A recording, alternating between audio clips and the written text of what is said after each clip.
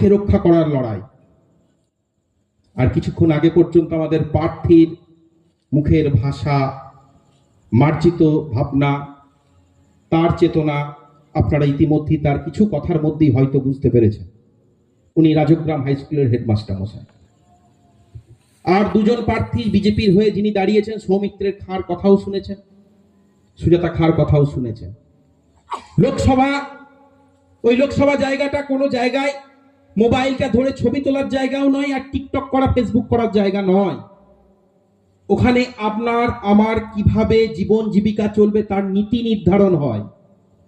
আর নীতির যেখানে প্রশ্ন আসে সেখানে আইন তৈরি হয়।